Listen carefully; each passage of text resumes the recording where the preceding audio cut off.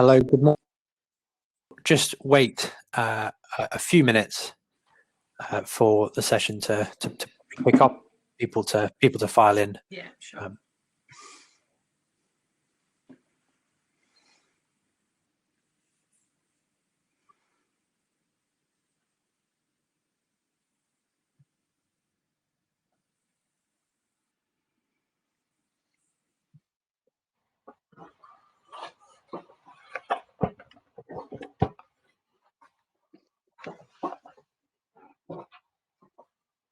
Good morning.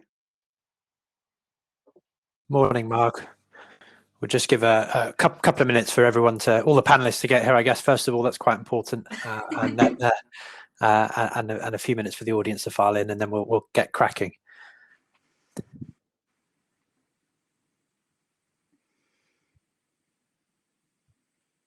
It's 10:40, isn't it? Did he say 10:40? Yeah.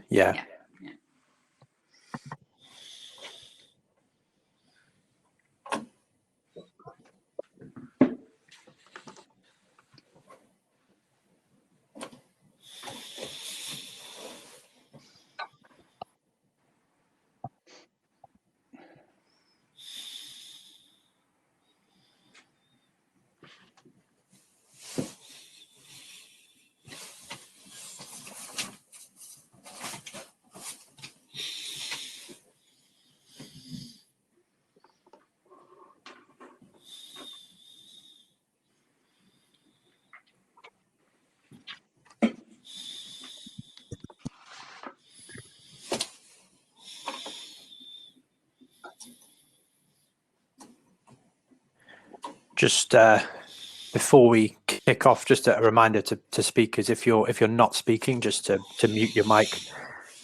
It's just helps to make sure the sound comes through for everyone. Presumably, Nick, you'd like all the videos left on, though? Yes, yeah, I Yeah, think so that you makes can the most see them. sense. Yeah, Exactly. sure. Okay.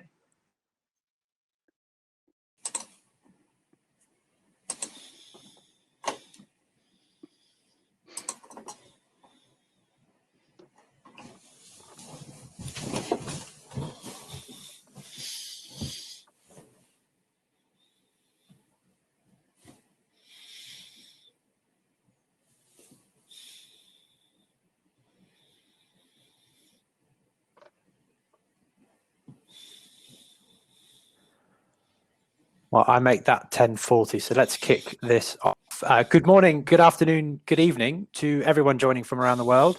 I'm Nick Chubb, Managing Director of Thetius, and I'll be moderating this breakout panel on the role technology will play in the industry's pathway to 2030. Thank you so much for joining us, and thanks to our friends at the UK Ship Register for sponsoring the session. Now, I'm biased, of course, but I have to congratulate you on choosing the most interesting of all the breakout sessions on offer, while the other panels are limited to focusing exclusively on safety, people, or the environment. We get the fun of talking about all three topics because technology cuts right across everything we do in our industry. In the next hour, we'll discuss whether marine autonomy can enhance safety at sea. We will explore how we can use digital tools to empower people at sea and ashore to get the most from a ship's operation.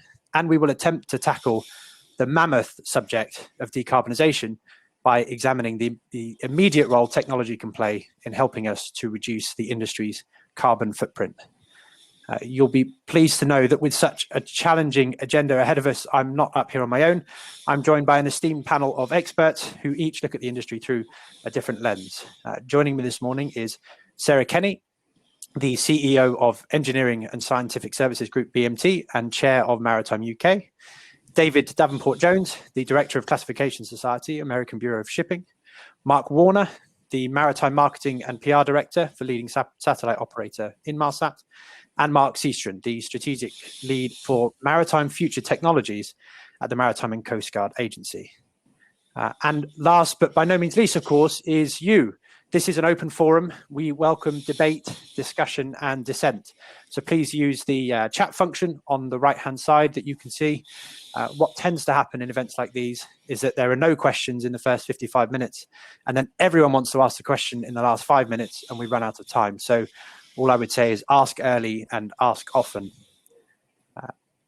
I'd particularly like to hear from you if you disagree with our panelists or want to challenge their thinking. And I'll do my best to pose as many questions as I can to the team up here on the virtual stage. Now, I'm a firm believer that it's always better for people to introduce themselves. So in a moment, I'd like to kick things off by handing over to our panelists to give us a brief introduction of who you are and what you do. But I'd also like to pose a first question. In the last 5 years, we've gone from futuristic but perhaps unsubstantive concept designs of fleets of unmanned ships sailing the world's oceans to a significant number of research, proof of concept and demonstrator autonomy projects. But outside of the military, we're yet to see significant adoption of the technology. So my question, therefore, is this. Are maritime autonomous systems just another technology looking for a commercial use case that fits? And if not, what do you think are the major opportunities for the technology? Sarah, why don't you kick us off with a brief introduction to yourself, and then please give us your take on the potential for autonomy at sea. Nick, thank you, and good morning, everyone. Welcome, and I happen to agree with what a great choice you've made joining the technology panel this morning. It's a great, just a quick intro from me. I think Nick, you did a pretty good job there. I'm actually, by very original background, a marine environmental scientist who ended up in defence rather by accident, but having designed many environmental systems for commercial ships, warships, submarines, you name it. But I have a deep interest in technology. Prior to working for BMT as their chief executive, I worked for Kinetic, large defence science and technology firm spun out of the Ministry of Defence back in the 90s. And I've spent much of my early career certainly as a technologist. So it's great to then have the opportunity to lead BMT Group, which is an international science and engineering consulting firm that operates across defence and security, but also in the environmental sciences domain, commercial shipping support, marine surveys, and looking after critical infrastructure with a particular emphasis of infrastructure at sea. So it's a great opportunity to be here today. On top of that, I also am the chair of Maritime UK, which is the overarching trade association of trade associations looking after the interests of the marine and maritime sector in the UK, of which the Chamber of Shipping is a very, very important part. So just reflecting on the sort of sector overall and the technology lens from with your question in mind, Nick. If I reflect on what I think the key technologies that will change the sector and aid in its transformation going forwards, you've mentioned autonomy, but in amongst there, I would also include digitalisation and clean maritime. And I deliberately said clean maritime versus decarbonisation, because that tends to end up in a conversation about fuel. And in actual fact, clean maritime is much more than a conversation about fuel. It's everything from propulsive efficiency, navigation efficiency, novel and more efficient hull forms, marine coatings, and the like. But inevitably, when you start to blend digitalization, autonomy, and automation and autonomous systems, and some of those clean maritime technologies, they become intrinsically linked. So I don't see that they are desperately separate. They are highly complementary, and to my mind, need to be advanced and investigated and exploited in a mutual way. They're synergistic technologies. You spoke about some of the challenges that may present their adoption, having spent many years actually for some of them in R&D and in the technology development and demonstration phase. And I agree with you. Many of these technologies have actually spun out of either historically perhaps defence R&D, but more notably and more recently and with much more significant investment from the commercial electronics industries, where, you know, frankly, the pace of change and the level of investment that can be generated is substantially greater than anything you're going to see in the marine and maritime sector. And I think in terms of how we unlock them, how we unlock these technologies, much has been made of regulation in the past. I actually think regulation has moved on substantially in the last 3 to 5 years. And whilst 5 years ago, we might have thought that that was the biggest blocker, long listening to the possible on the technology, but also the push particularly towards net zero and achieving carbon targets is changing the dynamic of the way that regulators work with industrial and research partners to bring technology to bear sooner rather than later. So, you know, my own take, so that you can hear from some of the other panel members too, is actually the real key here is unlocking some other things. And so some of the other panels today are talking about skills and training. I think that's very important. But I think fundamentally the real issue here is that the marine and maritime sector doesn't have a strong enough track record of collaborating, and therefore co-investment to achieve a goal where actually a community of industries make an investment and see a return is probably the single thing that's lacking in the sector overall. At the moment, if you're a ship owner and operator, you've got a very, very long product life cycle to manage with actually relatively low margins and returns. So your perspective of a return on investment is very different to the technology firm who would see that as a quick turnaround, get the product into service, get some support money, sell it on.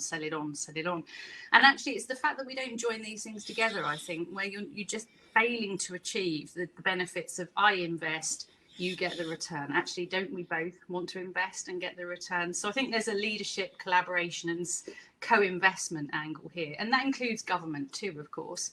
But as a sector, this shouldn't just be an ask of government to keep putting money in. There has to be a co-investment angle to that too. So that's sort of my take, Nick. Thank you, Sarah. That's fantastic. And you've wonderfully cued in Mark Seastron there by mentioning the role that government and the civil service should play. Mark, why don't you give us a bit of an introduction to yourself and then just tell us your thoughts on the evolving technology picture. Yeah, thanks, Nick, and a very good morning, everybody. So I'm Mark Seastron. I'm the strategic lead for Maritime Future Technologies at the MCA. And I think the fact that exists now and didn't 12 months ago is testament to where we're going with regulation. So we've invested in a team of 18 people. We started last May, and that's a combination of engineers and stakeholder leads. And I think Sarah's points around collaboration are critical to the success of technology and shipping in the future. And we're not the regulator. We work alongside the regulatory parts of the MCA to facilitate industry projects, and we've seen a huge pipeline of those in the last 12 months, and it's increasing. My take on this is I think we don't need to isolate shipping outside of the whole transport infrastructure and port networks. I think technology can play a huge role at making the whole ecosystem of transport more efficient. And that goes from port technologies to shipping technologies to autonomous technologies. I think we're seeing a huge amount of work going on emission reduction. It's enormous. But I'm also seeing, and we've got the advantageous position of seeing the projects that are coming to market in autonomy, and they are many and varied and exciting. And there are clear pathways for those technologies to be developed and scaled up in the future. So I think it's quite an exciting time, I must admit. I think, yeah, there are barriers, but they're not blockers. And I think there are ways of working around things. So from a regulatory perspective, I'm really pleased to hear Sarah say that she thinks it's not perhaps the problem that's perceived to be. We have mechanics we can use to help get these technologies working without relying on the existing regulations. So this is another mechanisms to help accelerate the technology. And I think we're really mindful that we as the regulator don't want to be a blocker. So innovation is going to move far more quickly than regulation can move, particularly when you look at the international market. So yeah, I mean, I agree with much of what Sarah said, but I would also say for me, it's about the complete infrastructure model in transport and how everything connects. I think that's important to gain as much commercial efficiency as possible. And I don't think regulation needs to be a barrier. I think we have a great opportunity to move quickly. Thank you, Mark. And I'll hand over now to David. From your viewpoint as a classification society, how do you see the use cases for autonomous shipping evolving, and how does that fit into a wider picture that's been talked about here of emerging technology? So good morning, Nick. Good morning, everyone. Very pleased to be here. I think I'd like to echo some of the comments that were made by Graham and Nick Tassos in the original plenary and the keynote sessions. I think the shipping industry is extremely pragmatic and can move extremely quickly when it wants to and needs to. I think if you asked any of the operators and perhaps even the regulators and policy setters, I think the two key challenges that everyone sees at the moment is climate change, and whether that's decarbonisation or sustainability. That is the conversation that is on everyone's lips at the moment. So the implementation of technologies is, it will always be pragmatic, and such that shipping and the maritime industry will not implement a technology that there is not a usage case for. So there needs to be a very strong usage case for implementation of digital technologies, and by dint of that, by autonomous. So I think we then need to look at the importance of where this fits in. So digital, we shouldn't really consider it as an ultimate aim in itself, but it should be considered as a facilitator to something more important, and achieving the goals of our industry, which is obviously improve safety, as that's always continued, but also to facilitate climate change or CO2 reduction, shall we say. And that's been discussed in other panels this morning. But it's important to understand that if we are expecting to get some of the operational improvements from shipping companies, that digital technology, the ubiquitous use of sensors, understanding the performance of a vessel or a system of vessels, will go a long way to reducing the carbon footprint of a vessel itself or even a fleet. With regards to autonomous, I just so you're correct that there does seem to be, if you look around, a low uptake of autonomous technology, although there seems to, outside of perhaps the military and oil and gas sectors. And again, that goes back to usage case. So we are seeing pilot studies, and we're involved in a number where there is a usage case for using autonomous technology in a harbour or a port operation, but that has not been proven in coastal shipping yet, or domestic shipping, or as again Tassos alluded to. Certainly it will become more of a challenge to see that usage case in blue water shipping.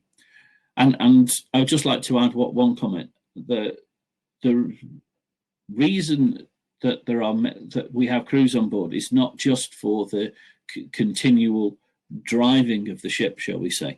Many of the crews that are on board ships can perform vital maintenance operations, and are there to step in should there be a piece of equipment failure.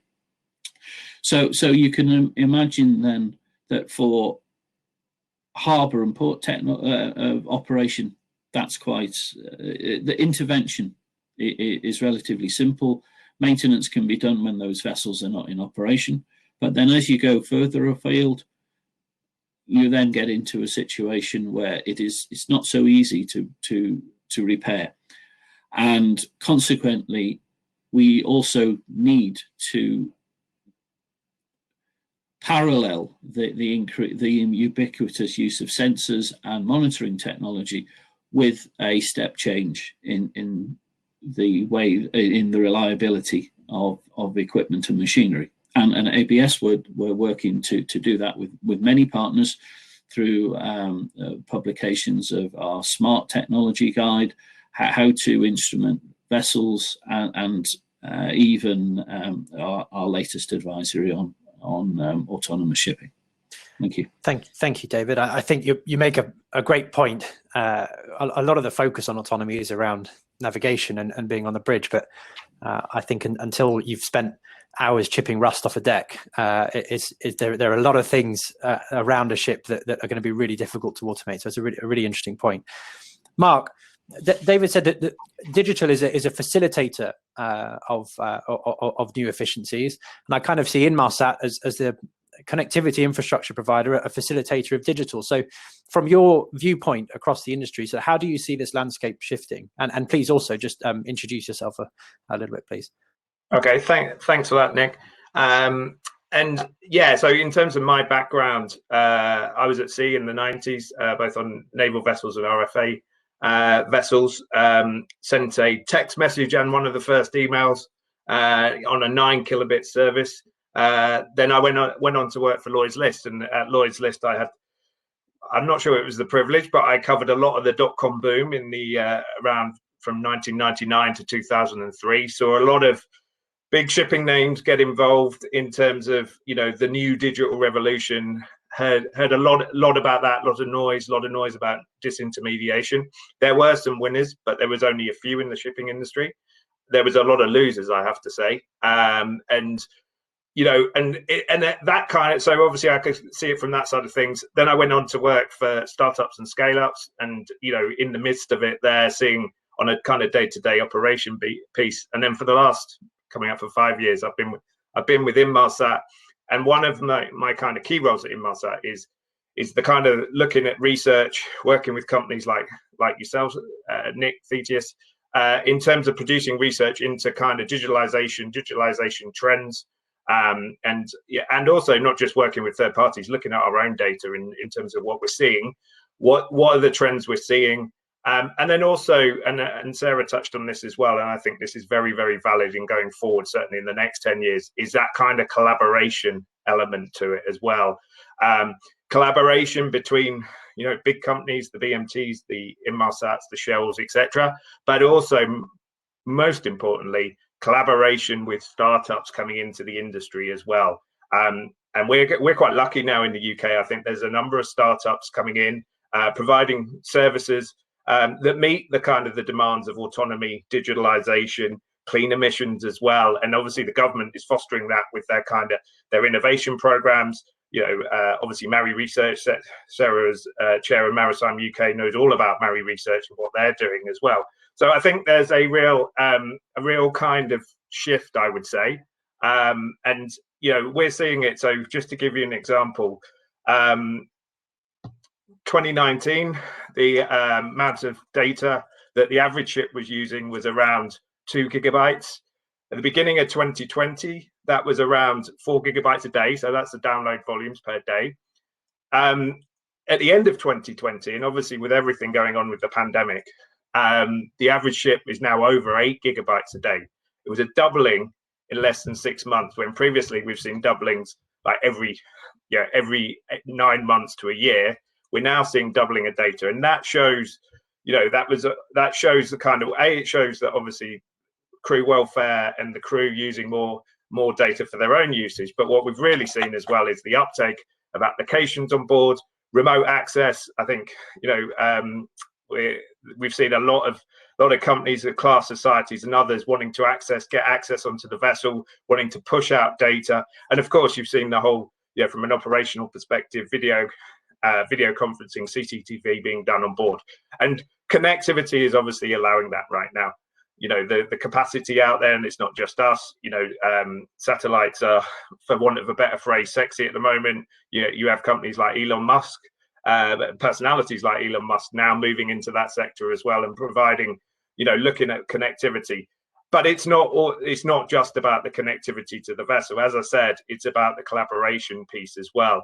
And a piece of research, Trade 2.0, which was obviously done a couple of years ago by Thetius, in that research, it was identified that by 2030, the total ship tech the value of the ship tech business, including autonomy, digitalization, etc., would be around the 280 billion mark. Is currently around the 100 billion mark.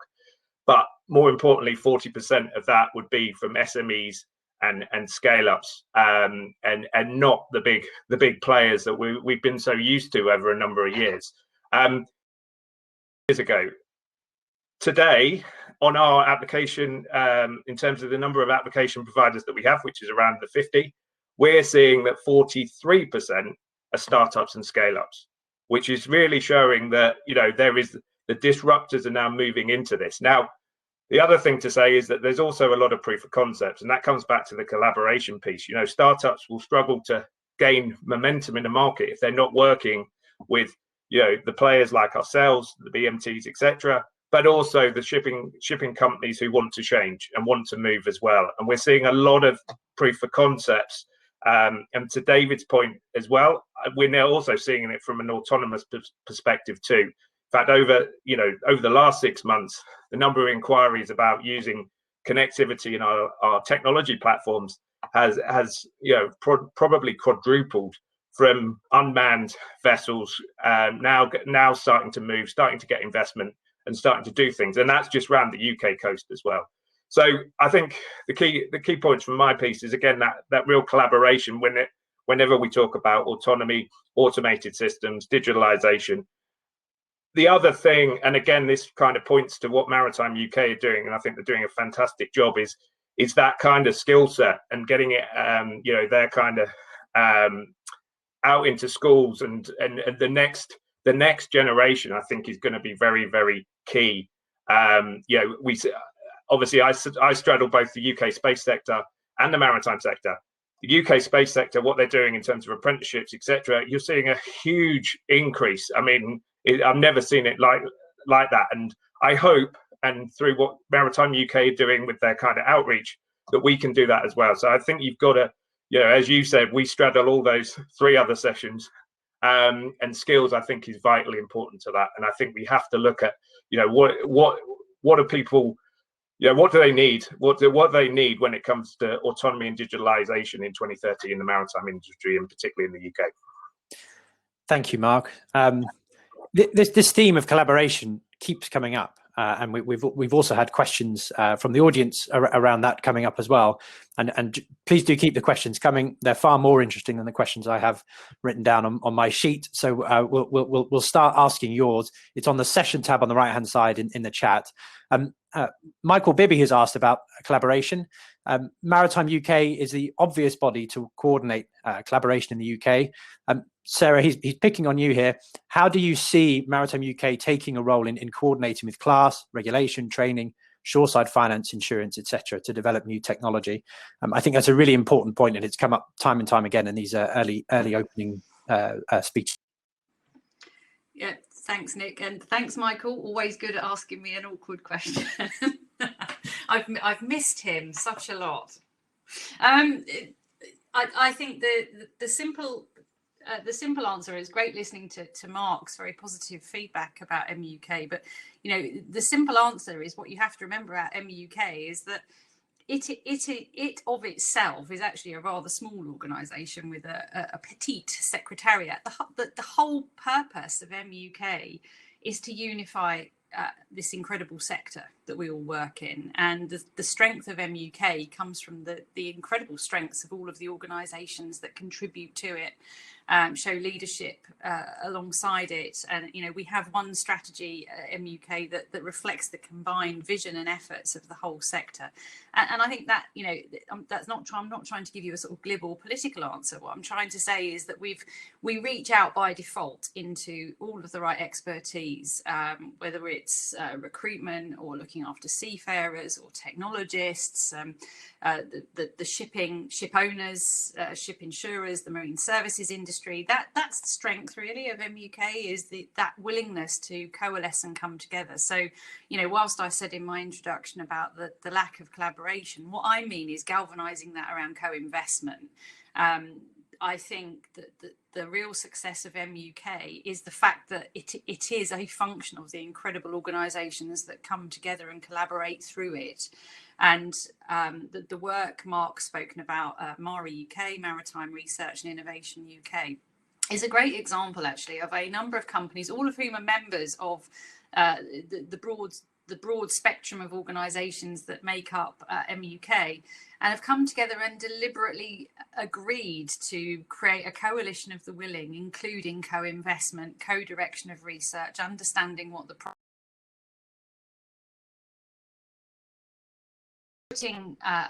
my company is a member of it too, putting our money in almost on a sort of golf club membership basis, on the basis that our companies may not directly get the benefit of the return of that investment, but the sector will. And it's a rather brave thing to do, particularly in the context of what for many of us has been an incredibly difficult year. And, you know, I speak particularly for the marine leisure sector, but there are many companies across the marine and maritime industries that have had an incredibly tough year in 2020.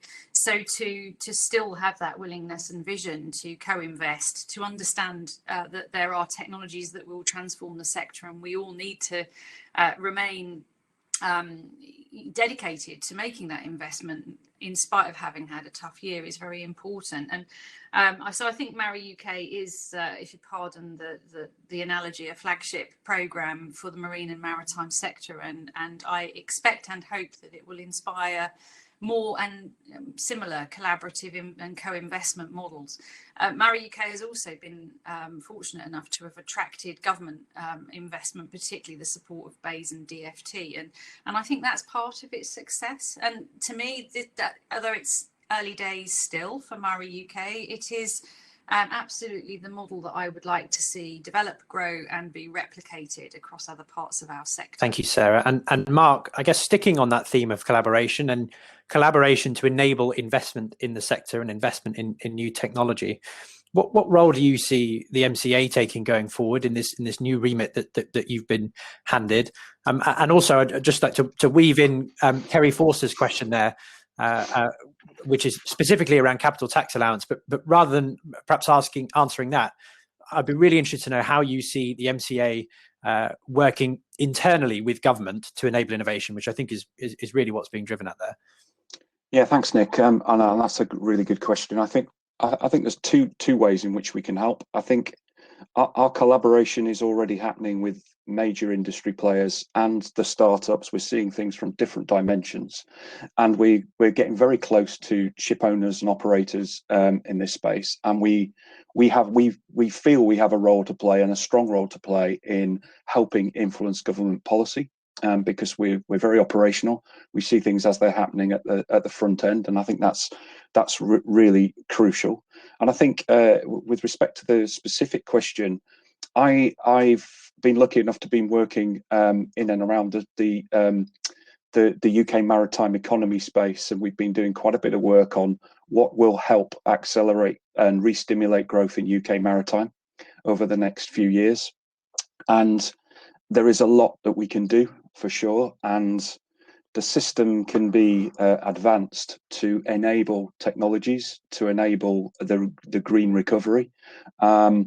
And without going into too much detail in this forum, I think there is a lot going on behind the scenes, and you heard Minister Courts allude to it in his speech earlier on. And I think there is an awful lot that can be done, and that's needed to be done, I think, to incentivise an acceleration of growth in this area. And so I think two things really. We're very close to ship owners and operators, and we can facilitate, and collaborate with government departments on what's really going on the ground, and we are involved as well in being able to influence quite strongly the maritime economy growth. And of course, through the UK Ship Register team that we work really closely with in my part of the MCA, we've got very close connectivity with the realities of the commercial environment and the technology environment.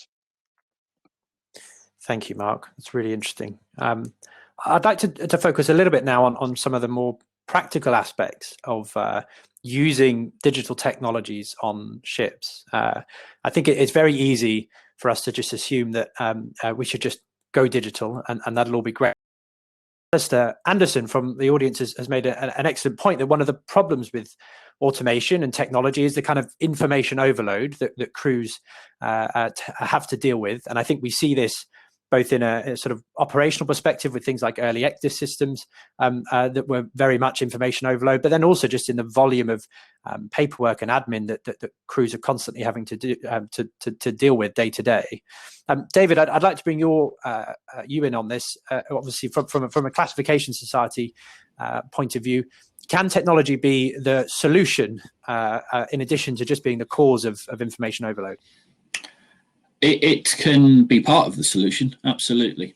And if you think of the workload of a crew and certainly some of the senior officers, I was having a conversation with a ship owner earlier this week who was saying that some of their people spend all their time filling in forms and paperwork. So there's an enormous amount that digital technology can be used for to help the seafarer, both from the deck officer and the engineering officers. That there is a drive at the moment to go towards digital logs, and so some of the more forward-thinking flag states, including the UK, is taking a positive response to that. So digital logs can then be part of a number of data streams that then can be automatically sent back to the management office, the owner's office, and to start relieving pressure on the crew, along with many other data streams. And one of the things that we've been working on is to develop a platform that can take data in from up to 160 separate data sources, and then present that in a way where it is not just data, it turns into real-time or semi-real-time decision support tools. And some of those can be, because you're pulling in from various data sources, it's possible then to use AI on that data to start drawing conclusions which may not have been apparent using a more traditional approach. So yes, again, it comes back to usage case, and is there a good reason to do it? And absolutely, if we can start to relieve some of the more mundane functions from the crew and allow them to focus on some of the more important things, the safety functions and the performance of the vessel, then there will be a positive impact. Definitely. I certainly find I get personally much more excited by sort of process automation technology than by sort of autonomy technology as a whole. And I think there's just so much in the industry of us just moving data around, filling out forms, pushing and pulling information from one place to another that we could reduce. Mark, David mentioned there technologies like artificial intelligence, and I know you spend a lot of your time horizon scanning and sort of looking at what's coming in the next 10 years or so. Give us a picture. How do you see the industry looking by 2030, and what's the adoption of digital tools like by then? Thanks, Nick. So yeah, I mean, yeah, I don't want to play buzzword bingo around the kind of the common terms that you hear whenever talking about kind of digitalization, autonomy, whether that's AI, blockchain, etc.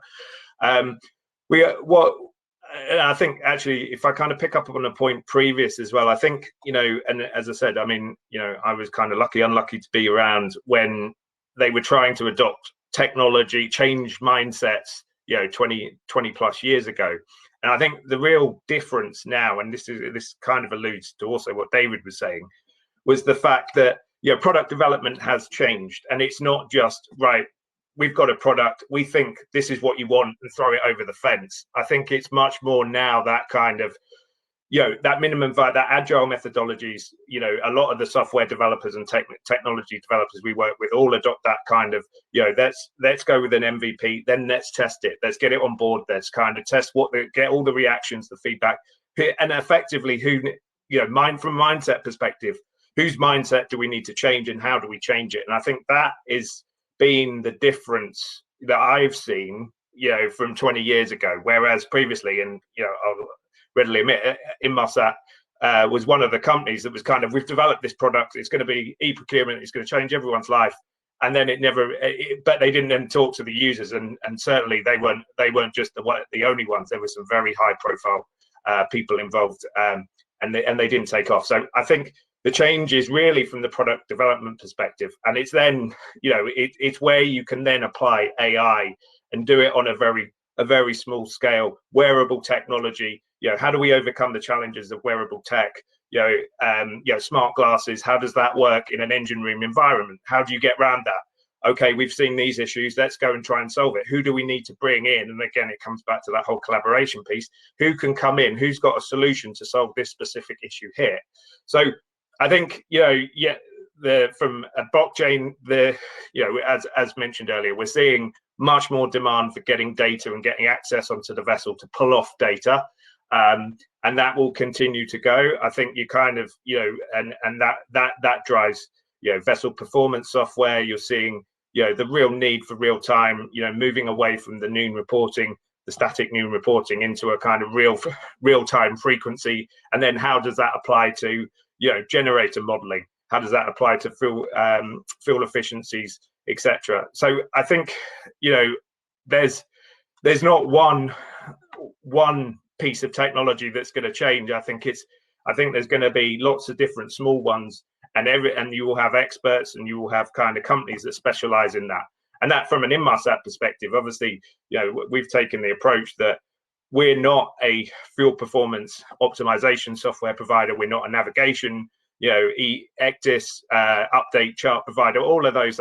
We're not that. We just look to provide a platform for those companies then to use that platform, get the data off the vessels, get it into the cloud, get APIs, etc., and then use it, and use artificial intelligence or use blockchain to kind of then analyze that and really come up, address pain points, and obviously increase efficiencies. So I can totally see there that the product development process has become much more focused on finding those very specific use cases. And Sarah, you mentioned earlier clean maritime, which to me just feels like such a massive use case, and a bit of a scary one, because it's such a huge challenge to take on. There's a couple of questions that have come in around using simple or existing technologies to reduce our environmental footprint, and around how government can help to facilitate the investments needed in technology that is going to help the industry reduce our environmental footprint. But perhaps just before jumping straight into decarbonisation, could you just explain to us a little bit more about what you mean by clean maritime, and then how you see what the sort of immediate steps industry should be taking to move towards it? Thanks, Nick. So I think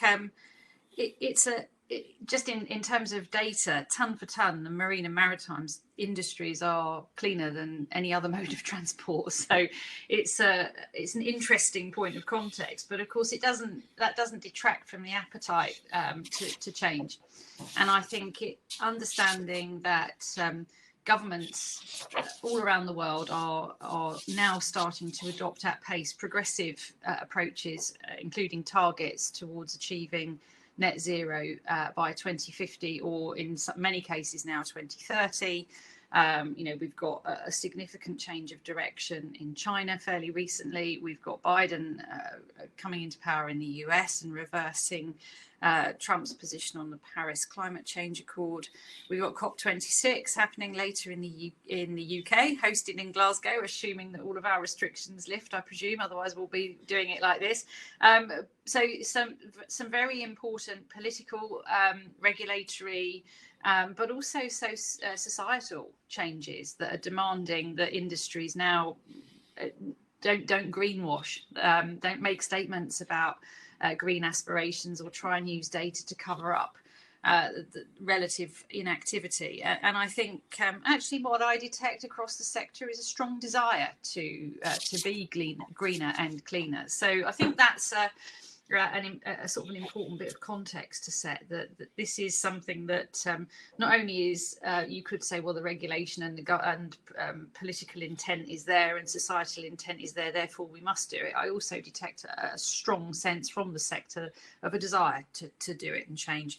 And of course, some of that, and certainly in my experience of working with the Navy on warships, is actually about the environmental independence and productivity gains and cost of operation gains that it gives you to adopt environmentally compliant technologies, or to be able to minimize waste that you land, for example, and therefore you're actually greatly affecting the costs when you get alongside imports, particularly in certain parts of the world. So it's not just a green concept, it potentially has significant other benefits. And the reason I said in my introduction earlier around digitalization, autonomy and clean maritime not being separate issues is that if you think about heightened autonomy, so you can have a integrated system where not only are you achieving the fastest, lowest fuel route, but you're also managing your seakeeping and getting your goods somewhere more quickly, therefore reducing the cost that you pass on to the consumer, which makes marine and maritime a much more attractive mode of transport. So, and that might help you to unlock short sea shipping, for example, which is great news for the sector in terms of growth, as well as getting haulage off of our roads. So there are lots and lots of benefits from exploring routes to net zero that aren't all about the straightforward environmental benefits that would achieve. So I think that's an important point to make, really. And I think in terms of, I think just David's point earlier around data and overwhelming seafarers, particularly if you're standing on the bridge, it's a very good one, because of course you can introduce many different data sources. And I think the key there is integration. Actually, is bringing these it's much smarter integration of these technologies, particularly where they come together on the bridge, so that people aren't being faced with many data interfaces and left have to make those decisions on their own. That's a significant challenge. So in terms of clean maritime solutions, I think I mentioned some of them earlier, but there are obvious ones around marine fuels, where, you know, actually with relatively simple changes, we could drastically reduce NOx and SOx emissions, for example. But there are other changes, particularly in the design phase and also in the retrofit phase, where you can add sort of hydrodynamic elements to ships in order to minimize their fuel usage, or reduce their speed, for example. So there are changes you can make to waste treatment systems on board, solid waste management systems on board, looking at different coatings on hulls. So it's really easy to get seduced by the fuels argument, and for good reason, because it's an easy to measure thing, actually. But there are many technologies that can be exploited and brought together for mutual benefit. And in terms of investment, some people on this call may be aware through the, I'm just going to put a UK lens on it, no apologies, it's there. We have secured 20 million of clean maritime funding off of the back of the government's Clean Maritime Plan, which was announced last year, which came from the Maritime 2050 study that some of the panel and speakers today actually contributed to as expert advisors. Clean Maritime was a real exposition of the UK's intent around transforming our marine and maritime sector to achieve net zero. And along with that has come commitments to funding R&D, particularly later stage technology development programs, to demonstrate just what we're capable of. And I'm delighted to say that although 20 million doesn't sound like an awful lot of money, it is a start at least. And we in the first calls for lower amounts of money last year through Maritime UK, we were absolutely overwhelmed. I think the initial phase was about 1.3 million of funding. And we had from our sector over £40 million worth of proposals submitted. So in a way, it became a nice problem to have.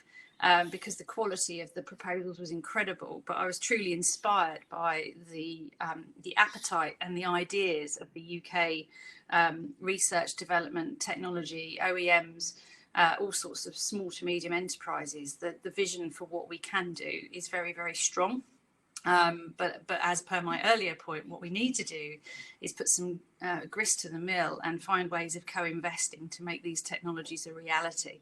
But 20 million for clean maritime, which is sort of happening now, is a really good start, and I'd encourage people to really get involved with those and support that activity. I think it's often very easy to talk about collaboration in the industry, but the more tricky subject, which isn't often talked about, is actually investment. And all of this stuff costs money, and the money's got to come from somewhere, and who's going to pay for it. So I think you've made some excellent points there. Mark, building on that, you mentioned right at the beginning of this idea of a sort of integrated transport ecosystem. Sarah's just talked about making sure we're integrating systems across the industry, and I've read research that says sort of anywhere from 20 to 40% of the industry's emissions could come from just sort of better operational efficiency using technology. How do we pull all this together? And I know the answer is collaboration. So don't start there, but collaboration is really, really difficult. So how should we go about actually doing collaboration? Because it's much easier said than done. Which Mark, Nick? Sorry, Mark Seastron. Good. Yeah. I just want to expand on a couple of points Sarah's made, and in terms of this area. So the 20 million clean maritime demonstration competition money isn't a huge amount of money. However, if we use that wisely, it can create a very, very strong case for much more extensive investment. And we've got to learn from that investment in the next 12 months and use the learnings from it, whether it's on vessel technologies or feasibility studies for ports. And I noticed in the chat, there's a few references to shoreside infrastructure. And this is kind of what I was alluding to earlier. There is a huge opportunity. We've got to seize this year and use that 20 million to best effect to demonstrate a clear investment case, to the extent to which that investment case is going to need to be government backed to underpin the next 10, 20 years of investment and ensure that it's sustainable and that it's commercially realizable and there's a payback on that investment for industry. I think another area that we need to think about are financial products and the ways in which they can be geared towards investment in clean maritime, to use that phrase. And I also think the extent and the mechanics in which we can harness more research and development investment are also critical here. So I think there's a number of ways. I have a very strong view. I've come into shipping relatively recently, 18 months ago. I've come in from other industries that have gone through technological overhauls, I would say, and we've got to have a well coordinated plan.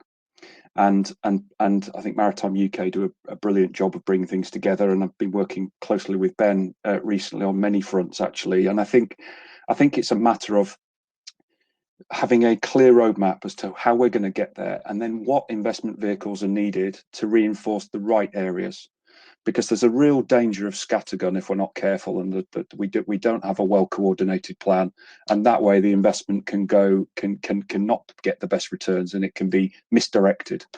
So for me, I think there's some tangible actions that we can do this year that will really start to move things forward. And as you can probably tell, I'm really passionate about, accelerating and getting them to land. And I'm in a good position. We're able to work with DFT really closely on the plan.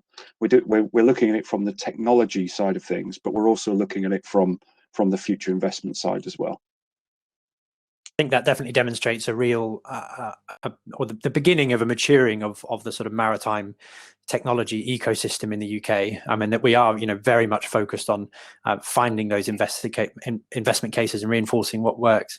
Did you just want to say something there, Sarah? Or did I imagine that? Stagey, because you're I nodding. agreed with everything Mark just said. Okay. So. Well, I tell you what, then, in the interest of time, we'll move on selfishly to what I think is one of my absolute favourite topics to discuss, and that is people, skills, technology, automation, how all of that comes together. And I'd like to kick off with Mark Warner. There's a question coming from the audience from Kieran Rice. Thank you for the question. With COVID-19 having a huge impact on crew, how do the panel stand on technology-based solutions to help reduce incidents on board? And there's a sort of follow-up comment there about virtual and augmented reality. Mark, I know on a personal level and also on an Inmarsat level, it's a topic close to your heart. So why don't you kick us off? Yeah, no, you're exactly right, Nick. We actually stemmed from the events that we did at London Shipping Week in 2019, where we worked. We held a session all around crew welfare and technology with the major maritime charities, also ICE1, obviously the Seafarers Welfare Assistance Network. The one thing to come out of that, and we actually met in January last year, so January 2020, was right. We're going to produce a technology report. We really want to look at the investment, or the lack of investment around crew welfare technology in the maritime industry, because from the talks that were going on in at the London Shipping Week event, we were definitely seeing that there was a real, compare that to what we've just spoken about in terms of digitalization. There was a lot more of that, and that's what it felt. So obviously we went and worked with Thetius on the crew welfare 2.0 report, and obviously in the preceding time COVID happened, and actually because of the working groups that we had, we effectively had weekly meetings with the charities and the seafarer organizations from March to June, looking at what we could do in Inmarsat as a kind of both the connectivity provider and a technology platform. And what we did was kind of various things, from kind of crew calling discounts to providing free of charge COVID telemedicine applications, etc. And the Welfare 2.0 report as well, kind of our hypothesis that there wasn't much investment was born through, because obviously from that research, I think there was less than 2.5 million invested in crew welfare technology and crew well-being, over 10 years. And so the real lack of investment, and obviously that's where we continue to work with the charities, but then bring in other players and like Shell to then look at kind of, well, how can we address that? How can we get startups and application providers looking at crew welfare technology? And it wasn't just around well-being as well, it's obviously health. I think, again, the Welfare 2.0 report showed that health, heart attacks among seafarers was rising very dangerously. And so what could be done to address that as well? And if you put that in context, obviously the well-being industry, whether it's your headspaces, etc., I think that's grown incredibly, with a lot of investment, 40 billion, and the seafarer welfare only had 2.5 billion. We've seen a lot of traction since then, and I think that's what you're going to get. You're going to get more of those kind of startups and applications, and more shipping companies are looking at what can we provide. The winner of the Open Innovation Challenge that we run with Shell was all around fatigue management, and effectively throwing out the standard practices of fatigue management, throwing them out the window and doing something different. And I think you're going to see more of that. I think there will be more technology focused for crew. We're seeing increasing inquiries coming from the Open Innovation Challenge. Kicked off a whole load of discussions from the big operators to the small operators, and that will continue to happen over the next few years. Thank you, Mark. And David, I'd like to put a couple of these people questions to you. There's a couple in here. One from Sir Nigel Essenheis. Thank you. It would be helpful to cover specifically the impact that developing technologies will have on people in the shipping industry. And there's another one from Kay Tran. What is the panel's view on the extent that technology will, in the next 5-year period, displace existing roles and skills, or complement the roles and create new jobs in the maritime industry? How do you see that, David? That's a very good question. So I think we can use perhaps 2020 as an example of how we can respond and the direction. So we had been developing some building blocks with regards to classification of the future and the use of remote technology, and the ability to undertake our core work, which is essentially focused on safety, remotely. we'd started looking at it. The pandemic made it very difficult in certain places to be able to put surveyors on board the vessels. So if you look at what we do with regards to fulfilling our safety mission, our role, the ability to work with flag states to allow our surveys to continue in a remote fashion, it has been remarkable over the last year. We have gone from only being able to do a certain number, limited surveys, to extending the application of remote survey to ensure that the vessels are surveyed and are up to date. So has that removed, certainly from our perspective, has that taken changed in our structure? Yes, in the way that we've done it. Has it meant that we've had to learn some new skills? But some of the core skills of our surveyors have just been utilised in a different way.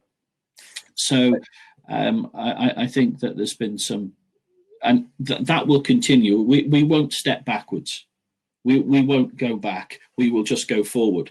So this last year has been, you could consider it, all the other challenges aside, as an accelerator for this technology. So it's an accelerator it's accelerated the need for new skills rather than the need to reduce the number of roles in the industry. We're just coming up on time, so I'm going to defer the final question to Sarah Kenny, if I may. A question from Lena Gothberg. Can you sum up, Sarah, in 1 minute, how we change the mindset in the industry towards tech? Wow. Thanks, Nick. Thanks, Lena. How do we change the mindset towards technology? I think there's something in there about as leaders being as inspired by it as our technologists, our engineers, and our scientists are. I think there's something in there about being far more prepared to lean into technology demonstration programs and not see that as the remit of the technologies engineers and scientists. I think for the technologists, there's something around making it real for people, not in terms of how exciting the tech is, but actually what output and outcome does it generate for us as businesses, but also us as members of society, and helping us to achieve some of the most important, and let's face it, climate change is probably one of the most important things we're going to face, notwithstanding global pandemics, certainly in the next 20, 30, 40, 50 years. So I think there's a culture of mutual inspiration based on outcomes and outputs, and not clever, sort of bits of kit waving off of a bit of string and that being good enough. But so leaders have to lean in and take an interest, and technologists have to be more focused on the benefits and outcomes. But that whole culture of proper collaboration across industry and within industry and with government, I think, is essential to make this a reality. Well, I love the phrase mutual inspiration. I think that's fantastic. And I hope our discussion this morning has inspired those of you in the audience. It's down to me to just sum up in the dying minutes what the key takeaways were for me, at least. I think we really need to be use case focused, and there's no point developing technology for technology's sake. And there are so many problems and questions out there that need to be solved. That there's plenty to do. It is all about collaboration, but collaboration is difficult, and collaboration needs investment. And I would think it's down to us as an industry to keep pushing on government to make sure we're funding all of the projects and all the wonderful ideas that exist in the UK maritime industry. We've definitely got to showcase more what works and what generates a return for the industry, and create that environment of mutual inspiration.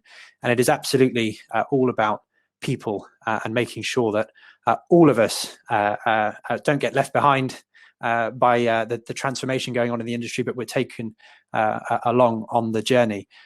Thank you all so much for joining. Thank you to Bob, Peter, Tony, Priya, and the entire UK Chamber of team for putting on such an excellent event so far. Thank you to our fantastic panelists, Sarah, Mark, and David. Thanks to the UK Ship Register for facilitating this session as our sponsors. And most importantly of all, thank you to you in the audience, wherever you are in the world. Thank you for listening. Thank you for contributing such interesting and excellent questions. And thank you for helping us to establish our industry's technology pathway to 2030. I hope you've taken as much value from the session as I have, and I look forward to seeing you in about 10 minutes time on the main stage. Thanks, everyone.